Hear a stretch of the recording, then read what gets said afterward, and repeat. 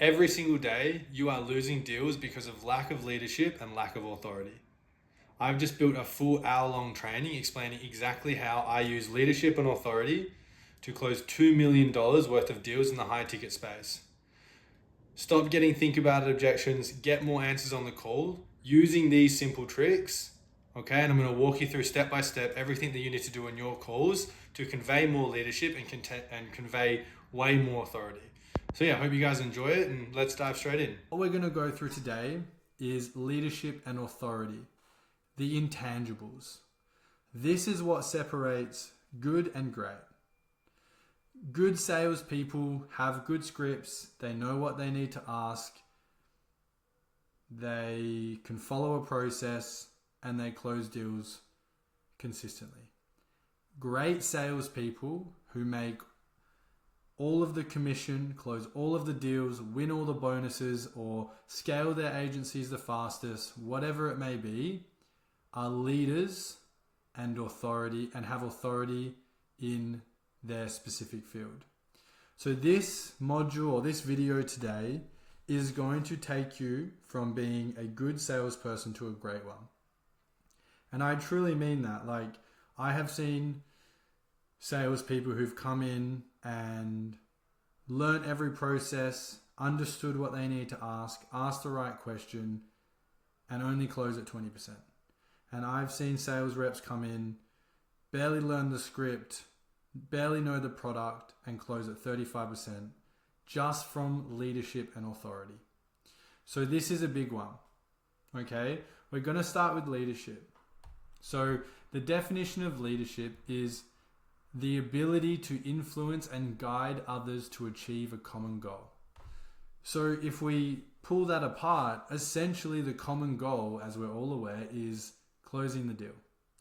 Giving them a solution to their problem and getting them to invest in that solution.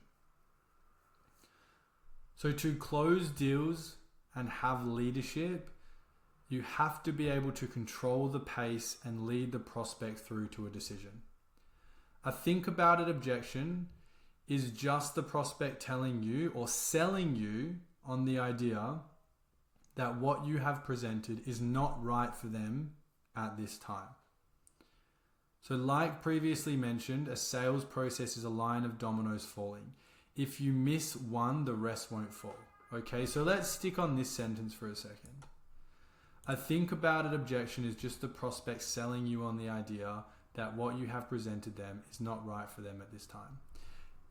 Let's just assume from the discovery and what they tell you, they've got the problem, they've got the urgency, there's a consequence there. You pitch them something that very clearly will solve their problem, and they hit you with the think about it objection.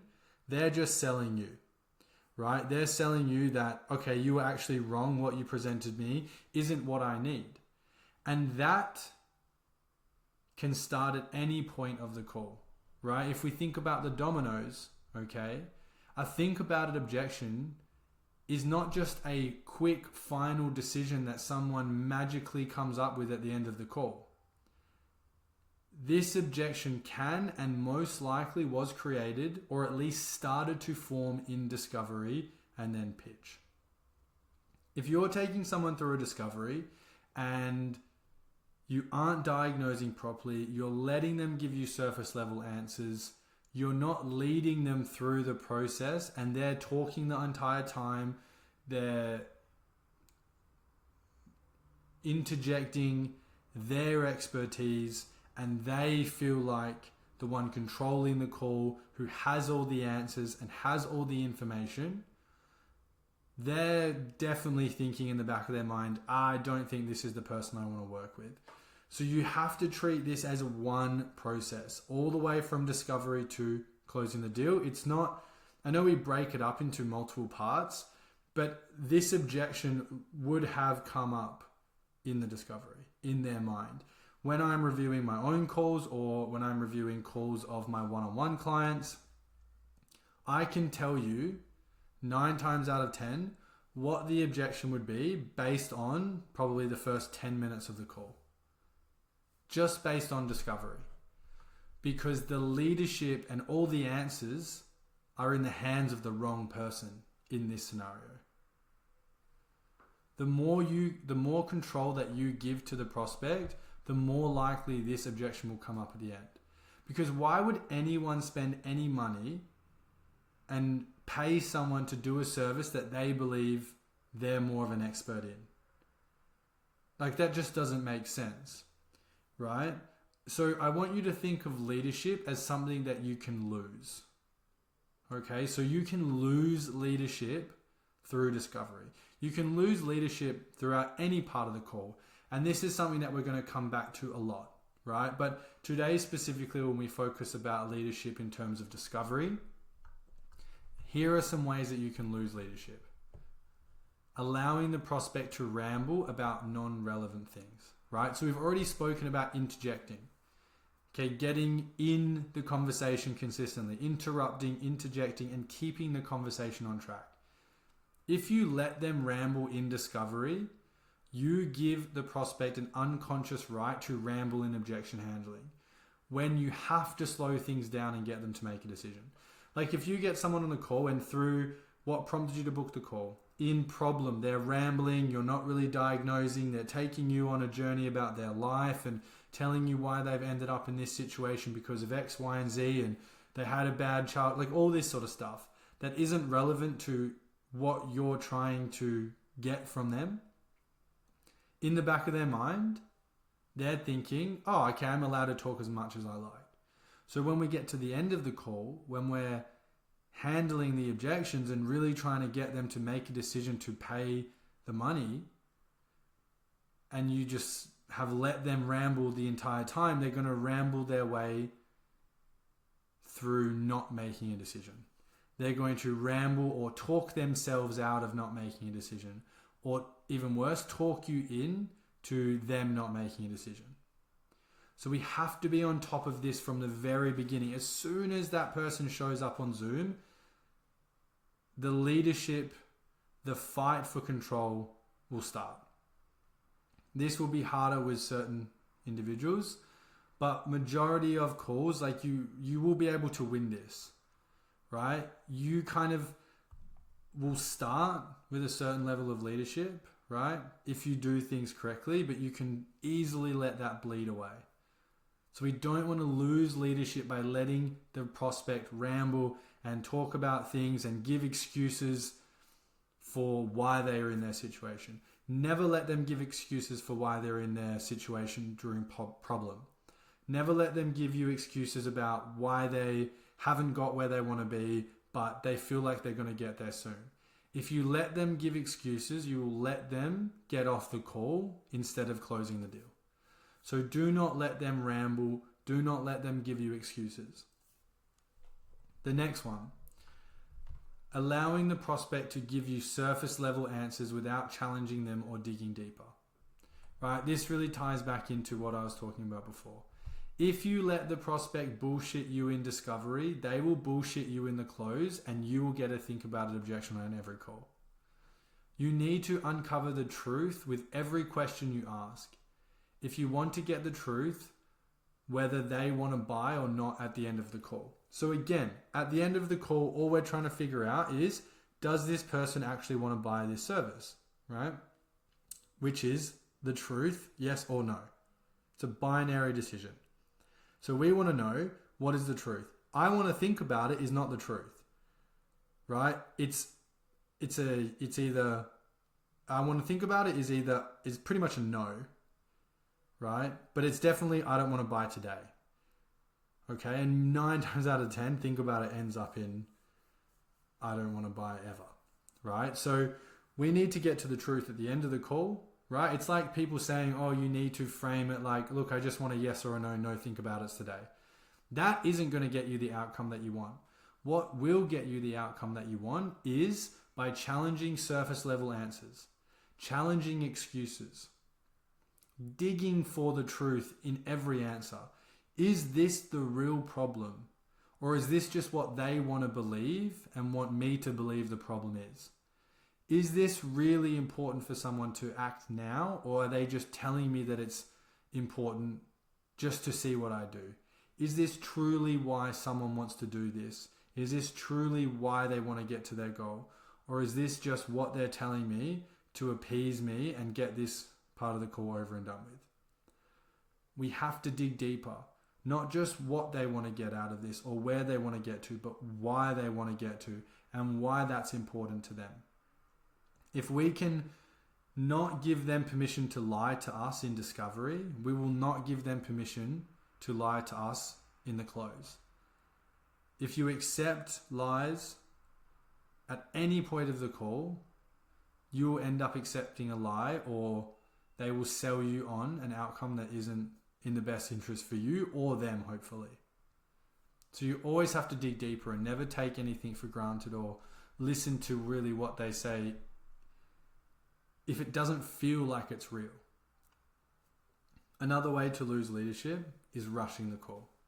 So if you have someone on the call who doesn't want to answer your questions and tries to hurry you along to the pitch, you have to call this out. Don't worry about burning leads because you will never close this person anyway.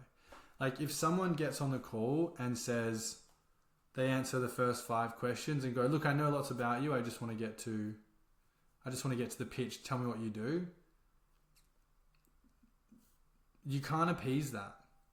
Because if you get to the pitch, you go through the pitch, they're going to go, okay, cool, just send me an email. I'll have a look over this and I'll let you know if you're the right person to work with. Like all of the control is in that person now. Appeasing people is never ever going to get you the outcome that you're looking for. It is actually the opposite. The more you challenge, the more you push away, it's a push and pull. The easier the deal will be and the more they will open up at the end of the call. Another way to lose leadership is shying away from the hard questions. Any question that feels a little uncomfortable to ask is almost always the question you need to ask to get the leverage that you need to effectively close. If you shy away from these questions, you just allow the prospect to lie or at least not tell you the truth when it comes time to close a deal. So as you can see, all of this stuff is tying in together. It's all about the truth. It's all about leadership. And really it's about like almost respect, right? Like if you think of a leader, it's someone that you respect, right? It's someone that you feel can guide you on the correct path. And that's what we want these prospects to feel when they're talking to you. They want to be able to feel like they can let you lead them to the right decision for them and their business. But if you lose that leadership, they will never trust you with their business and the future of their business. Remember, very important to remember this. They are on the call with you, not the other way around. Unfortunately, most people and most agencies are struggling for deals. So it probably feels like if you play nice and appease the prospect, they will want to work with you. I can say with 100% certainty that this is the fastest way to get a think about it objection and never hear from them again. These businesses have been getting DMs, cold calls, or seeing ads for years, usually about similar services. They may have even been on multiple other sales calls. It is very rare that any other agency or coach they have spoken with actually challenges them or holds their ground and doesn't just go for the deal. If you are different, I promise that these people will respect it. They are business owners at the end of the day. They respect a no bullshit approach, right? So it just ties back into what we're talking about. They're going to respect your leadership. Okay, so that is really, really important, right? They are on the call with you. They have a problem. They have something that in their mind, they need a solution to solve it. So we just need to lead them and understand what that thing is, how important it is for them to solve it, and just really, really hold your ground. And just, if you have to, be a different person, have a different mindset on your calls, have an alter ego. Like if you're not someone who's naturally a leader, like this is your time to be that kind of person. Because really at the end of the day, one good thing about this is If you get off that call with someone, right, and they don't work with you, you're never going to speak to that person again. So you ultimately have the absolute freedom to say and ask whatever you want. And if you do that, you will close a lot of deals. And the deals that you don't close, you'll never see these people again. And obviously you don't want to be doing things to get bad reviews, of course. But what we're teaching here is never gonna happen. Right? What we're teaching here is just very, very simple yet effective ways to close deals more effectively. And this is the thing, you don't have to overcomplicate this stuff, right? Just really want to understand why we're doing things. So why we need leadership in discovery is very, very simple. At its core is the domino analogy. Every single part of the sales process has to knock over the next for that deal to close. And for someone to pay money with you, they have to respect you as a leader and as a person that can help solve their problem and trust you with pretty decent amounts of money. So you can't just magically gain leadership at the end. You have to maintain it over the entire call. Now that ties us into authority. So leadership is one aspect and authority is something that is slightly different. So definition of authority is the psychological concept that individuals are more likely to trust and follow the guidance of those perceived as experts. So leadership relates more to control, controlling the conversation and the direction. Now authority relates more to trust. So it's a little different from leadership in the sense that we want to build authority rather than try not to lose it. So leadership, there's a little bit of push and pull. Authority is a little different. You want to build authority as the call goes on. So by the very end of the call, you've got so much authority and perceived as such an expert that you're never going to get a trust objection ever again. That's really what we're trying to go here. The more authority you have at the end of the call, the more influence and trust you'll have from that person. Like, this is massive. I see this a lot with my one-on-one clients. Like, if you're a young agency owner or a new coach and you want an older business person who's been doing brick and mortar business or anything like that for 20 plus years and you are trying to get them to trust you with large amounts of money, you have to have authority. And straight off the bat, when they see you on the call, if we're just being blunt, like if you look younger than them, it's just how humans interact. They're going to perceive you as having less expertise as them, right? I encountered this all the time at EasyGrow. When I first started, I would speak to older business people and I had like a 5% conversion rate on anyone over 35. When I finished at EasyGrow, my conversion rate on 35 plus was double that of 25 and under or 30 and under, whatever it is. Typically because finally I figured out the authority thing and the older people had more money to spend. So this is the thing, if you can crack this, you're now going to be able to close people that typically have more disposable income or business income to actually spend with you. So building authority is super important. Now, you're not just going to be perceived as an authority figure. Doesn't matter how good your ads are, how good your funnel is, unless you have a massive YouTube following, which, probably most people that are watching this won't have that. Even if you've got heaps of testimonials, people don't believe that stuff. Like at EasyGrow, we had literally probably 1,000 at one point. We had like 750 on Trustpilot and probably 400 on like video, long form and short form videos on one page. That gave me zero authority over this person. What did give me authority was the intangible things that I want to go through right now. So how do you build your authority? Know what you are talking about. Research the niche that you are in.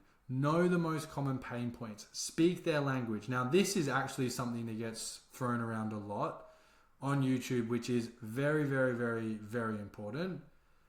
You need to actually know what you're talking about. So if you're new and you haven't had many clients yet, you need to spend time on the phone cold calling. You need to really understand like what you are talking about with your niche. The more you can portray what you know, right? The more that you can come out with insightful questions or insightful pieces of information, or kind of put the words in the mouth of a prospect before they even say something and use their language, the way more authority you will hold. They will intuitively think, wow, this person really knows a lot about my business, businesses like me. And if, the better you get at this, and the more you know about personal problems that people within these businesses consistently feel, you've struck gold. They will trust you with their life at this point, essentially. Okay, so that is the best way to build authority. Know what you're talking about. The next is forget the niceties. So building rapport doesn't come from talking about the weather or the big game on the weekend. It comes from having a genuine, honest conversation about the situation of the prospect. Rapport is something that you earn, and it comes from really trying to understand what this person is going through, what they're struggling with, and why it is important for them to solve it. Speak to them like a human. Speak to them man to man, woman to woman, whatever, person to person. Get on their level. Try and understand who they are and where they want to be, but don't let them give you any bullshit, right? You don't have to sit there for 30 minutes building rapport. You build rapport through the conversation, through the discovery script.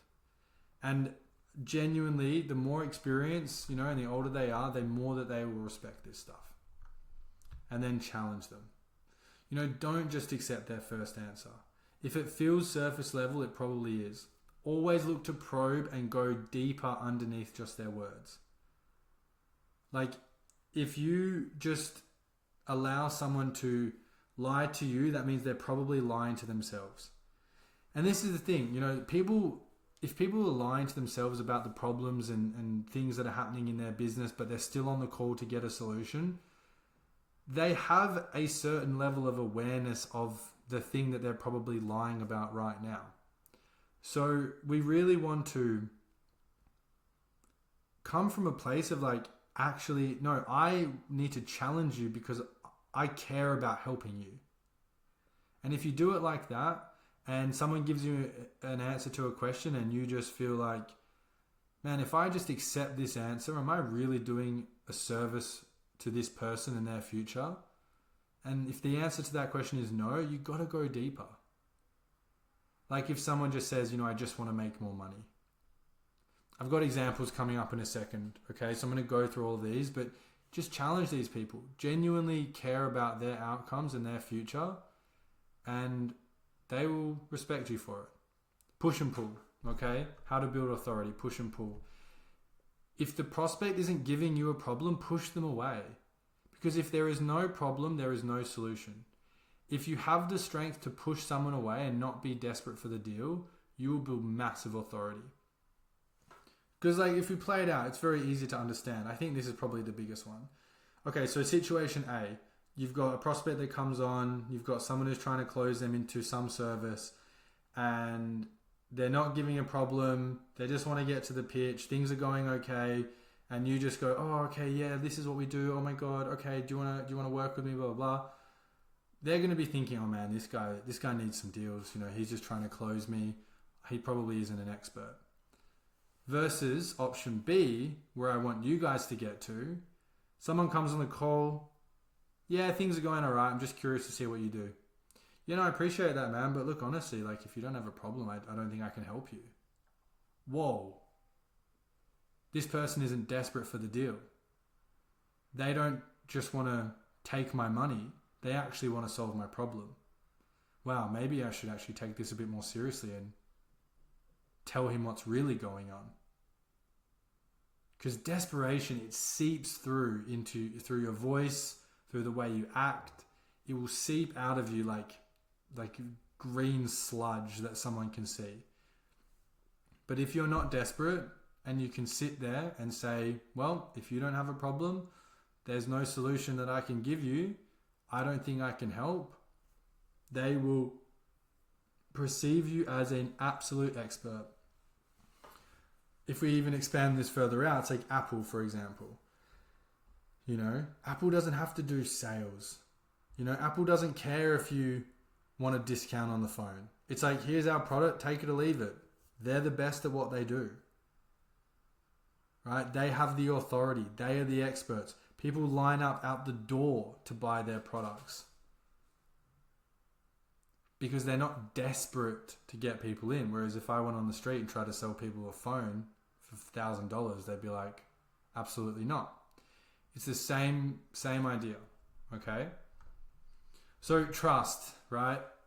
I get this a lot with my one-on-one clients, this trust objection. They don't trust you.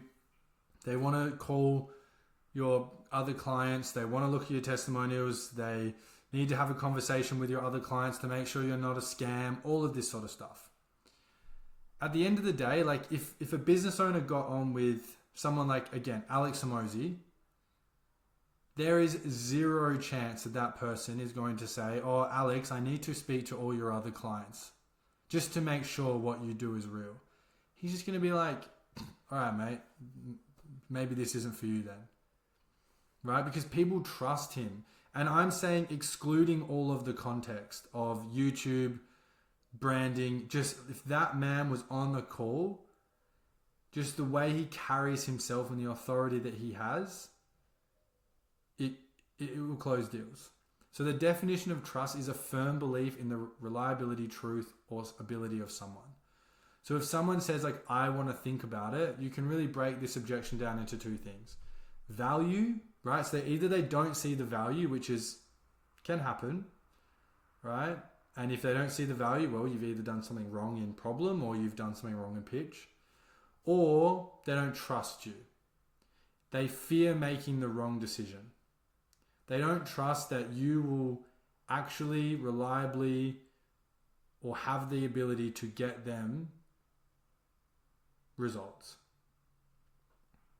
Right? So assuming you have presented enough value, your prospects are politely telling you that they don't really believe you are who you say you are or believe you can do what you promise them. Right?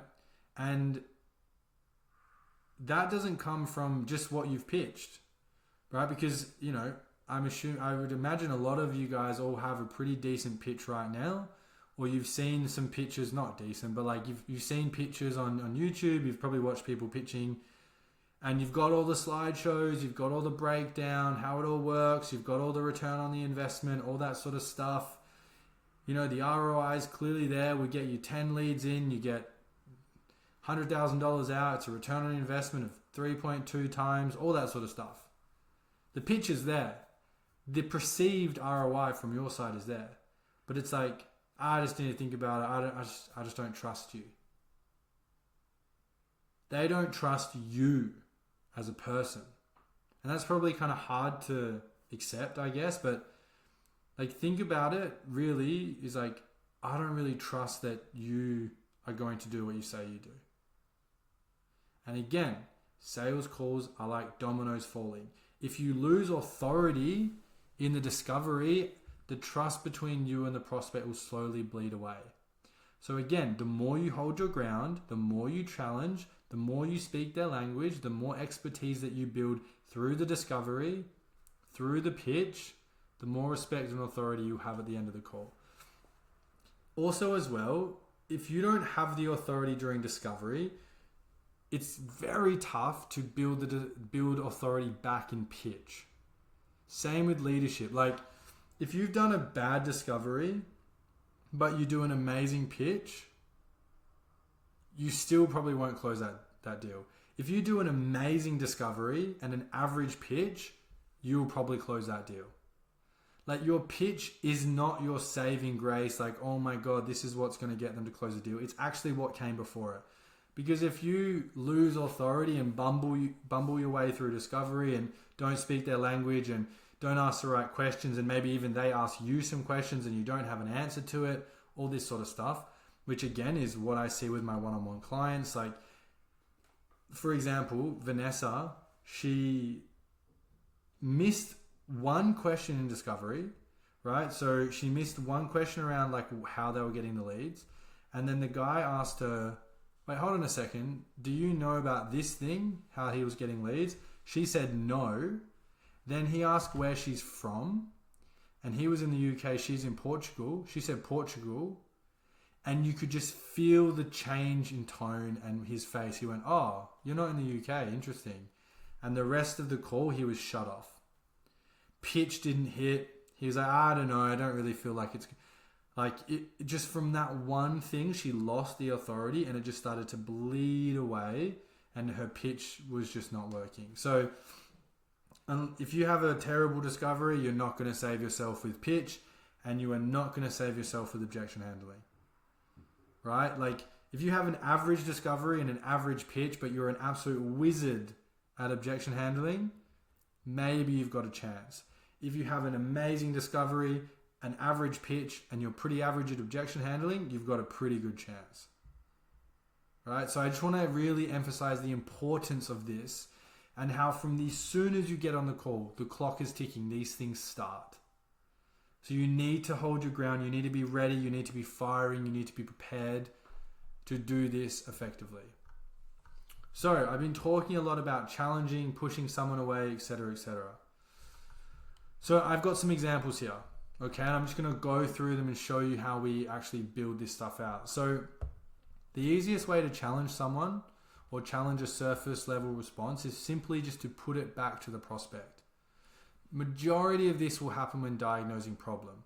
Obviously in the script, you have the problem audit to assist with this, right? That is like the first place that you can go to have a bit of ground or framework to actually challenge someone.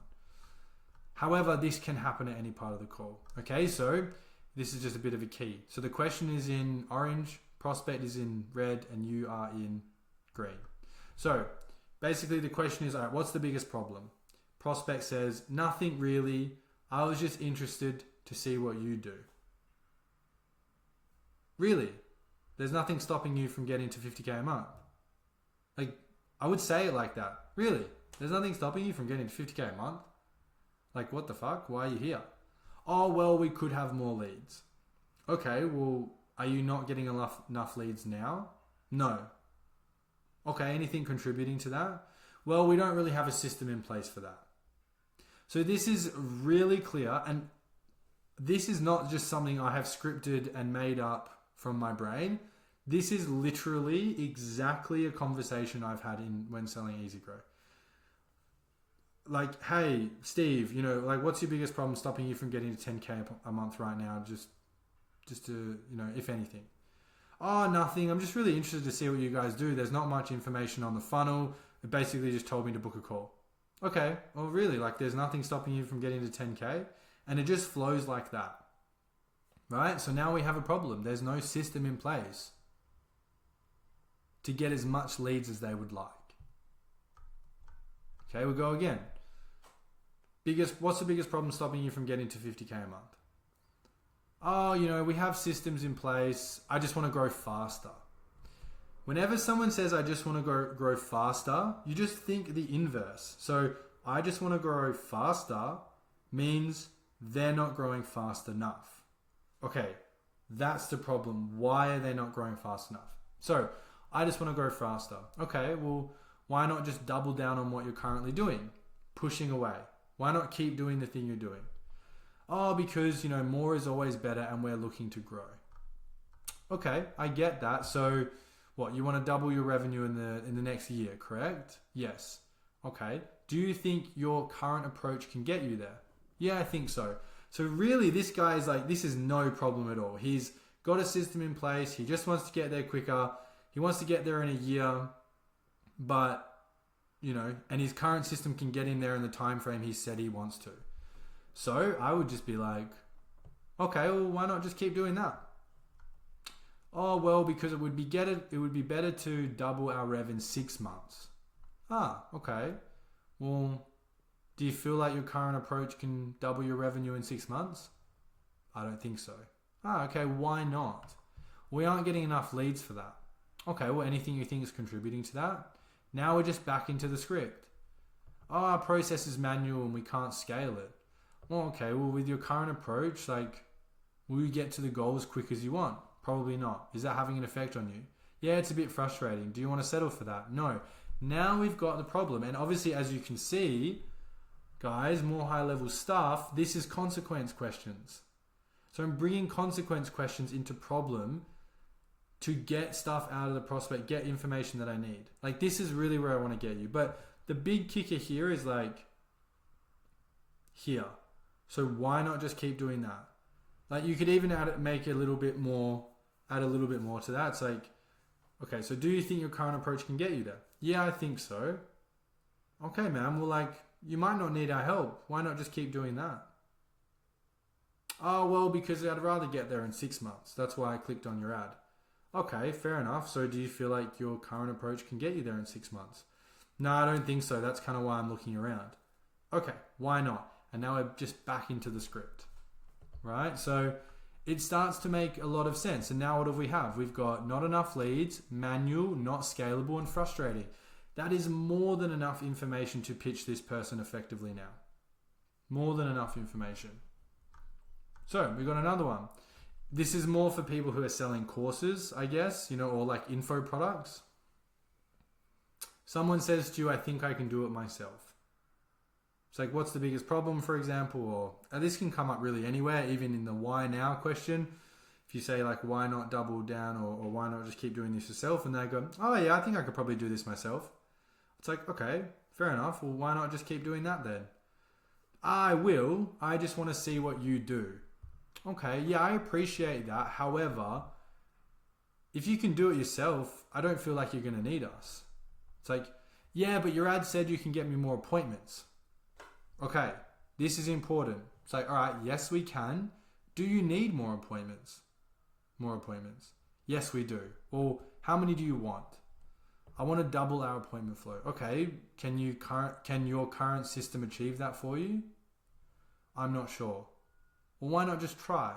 Oh, I don't want to. Why not? I don't have the time to do the manual work. So now we've got a problem. This person doesn't have the time to double his appointment flow so he can get to his result. So he can't do it himself. He just thinks he can.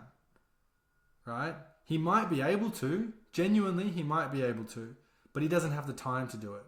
So we just now have to pitch, saving time, cost of inaction, and getting him an automated process. Very simple. Now, obviously, this is going to come up in motivation, right? So what's your biggest motivation? It's I just want to make more money.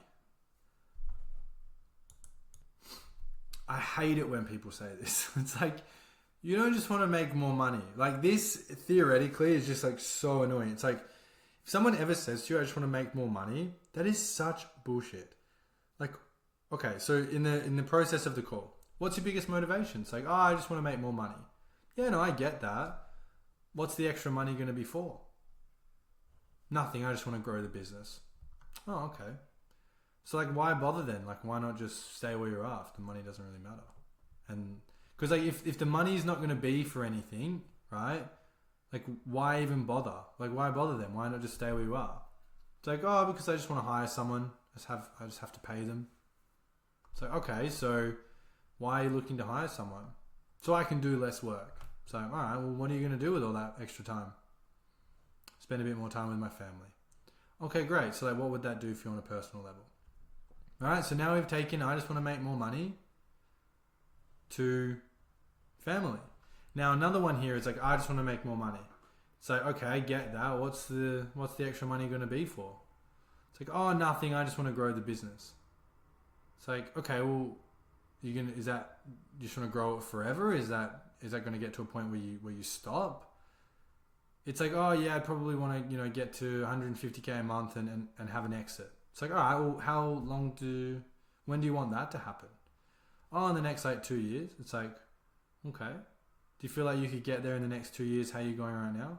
It's like, I don't know, I'm not sure. It's like, all right, so when you exit, what are you looking to do after that? What's that exit going to do for you on a personal level? Oh, you're going to give me more time. So, all right, great. So, blah, blah, blah. Back into the script. Just want to take what they say, chunk down on it, and expand. Now, I've got role play examples here. Obviously, there's nothing underneath this yet. I will be basically doing role play training and things like that with my other clients and things like that. And I'm going to build out specifically and put in role play of all this sort of stuff. All different examples so you guys can go through, you can watch them, you can understand and get a bit of an idea what this would look like in a real sales or quote unquote real sales call. Okay? So that you guys can do this more effectively. Now, there is one very, very specific thing that I want you guys to kind of have some tools in your arsenal to handle. Prospects rushing you to get to the pitch. This happens a lot. Happens a lot with my one-on-one clients. It happened a lot to me. Not a lot, but it happens especially when you get a more disagreeable individual. The prospect ever says, oh, you're asking a lot of questions, or you know enough about me, what do you do? Or when you ask them at the very top of the call, I just want to ask you some questions, and they go, let's not waste each other's time. Just tell me what you do. If it works, I'll buy it. That is the biggest load of bullshit in the entire world. If anyone ever says that, you have to go through discovery. I'll give you a quick example. Matt Ryder is really probably one of the best sales guys in the entire world. A lot of this stuff comes from him, right? Obviously, it's a molded sort of different kind of process and kind of made more clear, in my opinion. He's too busy being the CEO of 7th Level and all that stuff to do sales training. But basically, I saw a video once of him saying he got on a sales call and the guy goes, I know who you are. We're not gonna go through everything. And he's like, well, you probably should. And the guy took him through everything, and yeah, he ended up buying. Yeah, obviously he bullied him into a better price. But this is the thing: even the best sales guy in the world is like, you probably should take me through the whole process, because Matt is still a human, right? So if someone ever gives you kickback, like, oh, you're asking a lot of questions, you know enough about me, what do you do? They are trying to take back control of the call. So there's a few reasons that this could happen. Reason A is you're going too slow in discovery. If you're getting 30 to 35 minutes into discovery and you're still in discovery, all right, the prospect maybe has a right to ask you to hurry up. But, there's a few scenarios where that may happen. Another reason that they might start kicking back is you're now in a personal section of the call and the prospect's trying to put their guard up. Or you're challenging them, or you're challenging the way of thinking, and they're starting to get a little uncomfortable.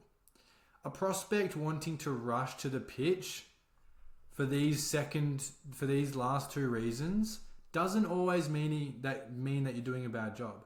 It may actually mean that you're doing a good job and you're getting to the meat of the conversation. They're trying to put their guard up.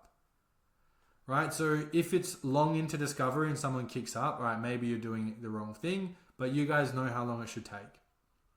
But if you're in desired, or if you're in problem, right, or even why now, and they start to go, and you're 10 minutes into the call and they start to give you a bit of shit, you're probably doing the right thing. Good job. Keep going. But this is incredibly important. Okay? This is incredibly important. This tactic below is not something that you can do sometimes or when you feel someone is a certain level of frustrated. You have to do this every time. So if someone just says you've asked me a lot of questions, very chill, and you think, he's fine. No, you have to do this. And then obviously if someone's very direct, hey, what are you doing? This is ridiculous. Get to the pitch. You also do this as well. If anyone ever says anything about going to the pitch, you have to say it exactly like this. This is probably the one thing I will say, like, you have to say as the script says. It is just the best way of doing it, because you need to get permission. So basically, someone says, you're asking a lot of questions, I just want to know what you do. I appreciate that you want to know what we do, and that is why you're on the call. We can definitely get to that. If it's okay with you, I would love to spend another 5, 10, 15 minutes really understanding you and the business so I can appropriately tailor a solution that best fits your needs. Would it be okay if I just asked a few more questions? 2 things. We have to put it in the best interest of the prospect, right? It's always in their best interest. And would it be okay if I ask a few more questions? You have to get them to say yes. You have to get them to agree to move on. If they agree, most people won't ask again because they've given you permission. So now they've given you permission, you can carry on pretty freely. If they don't agree, or it comes up again in another 2 or 3 minutes, and they say something like this: no, I don't see why this is relevant at all. Why can't you tell me what you do so I can decide if I want to work with you or not? You have 2 options. Okay, my favorite option is option 1. Okay, if they sell like a service, if they're construction or if they're a med spa or anything like that, right? Just put it back on them. It's like, look, I hear you, always diffuse. Now, I don't want to be too direct, but for example, let's just say someone called your business and said, hey, I need a new roof for my house. How much will that cost? What would you say? Let them answer, and they will say something like, how big is the roof? Like, you'd be like, oh, what would you say? And they're going to be like, oh, I'd ask them how big the house is, what area they are, what's the, blah, blah, blah. Are they near the ocean? And you go, no, I don't want to answer any questions. I just want to know how much it will cost. What would you do then? Would you maybe tell them you have to understand the size, location, type of roof? You would need more information to give. You would need this information to give them a quote that fits the size of the job. Is that fair to say? So is it fair to say that these questions are important so I can present you something specific to you and your business needs? It's so simple. Like, any business needs to diagnose whatever they're selling to. Like any service-based business, whether if you're working in landscaping, right? So, and you can do it for this. So, all right, let's just say someone wants you to landscape their backyard and they give you a call, like, how much is it going to cost to do my backyard? And he's like, well, how big your backyard? I'd be like, no, just how much will it cost? I don't want to tell you. I don't want to tell you that information. It's like, what are you going to do? Obviously, you're going to say, look, I need to know these things about the business. Now, there is a caveat to this. If you're in like the desired outcome part of the call and this comes up, they're going to be like, well, this is business stuff. Why do you need to know about what this is going to do for me on a personal level? The best way to do this, okay, is by simply, again, just framing it in their best interest. It's like, okay, look, John, I appreciate that these questions are maybe getting a little personal and we are, going into a business relationship. However, I don't want you to just get more leads. I don't want to just be another agency that you work with who sends you more leads and you're maybe a little bit happy with it or not. I want to get into a long-term relationship with you and work together. And the best way for me to actually deliver the outcome that you want is to know what that outcome is. Now, I don't need to know every single thing about your life, but if I know why you're doing this, I am going to buy into that. And I'm going to work harder for you because I really, really care about getting my clients good results. And that should be true. And if you say it like that, almost every single person is going to respect that. Because at the end of the day, business is personal. It's a personal thing. We're all just people, right? So that's really important to remember. The other one is the doctor analogy. So, okay, I hear you, right? So let's just say, quick take a step back, right? No, I don't see why this is relevant, blah, blah, blah, blah, blah. So, okay, I hear you. Now, I don't want to, be too direct, but for example, let's just say you went to the doctor and said, I have some pain. I need some pills now. How much will it cost? The doctor is probably going to ask, where is it located? How long have you been experiencing it? How long has the pain been affecting you? Quick pause, just like the questions we're asking them, right? And then you say, and imagine for a second you reply with, this isn't relevant. I just need some pills for the pain. I just need to know how much it's going to cost. It's probably going to kick you out. Again, I appreciate that you want to know what we do here, but just so I can provide you with the most perfect prescription for your business, I need to know where it hurts the most. Is it okay if I spend another 10 minutes figuring out that before we move on? And that's it, guys. There's two very, very human ways to handle people that are being more difficult. And as you can see, I'm going to include more role play examples down here for you guys so that you can watch them and you can learn them and understand them and just get really good at this. Now, look, this shouldn't happen too much. I would say out of every 20 calls, maybe 1.5 people did this on average. Let's just say 2. Right? Every 1 in 10, someone said something like this. But if you handle it correctly, you're going to be able to, get around it. And the very last thing I'll say, guys, to wrap this video up is, if someone's being rude to you and someone's being a dick, just hang up the call. Because I'm telling you, they're not going to be a client that you want to work with. Right? So have, a bit of self-respect and if you have that self-respect and you're willing to and ready to hang up the call on someone who is treating you poorly, every other call that you have, you're going to hold more authority just by kind of, outcome and, just the frame that you carry and the confidence. Okay, so yeah, that's basically all the intangible things around discovery.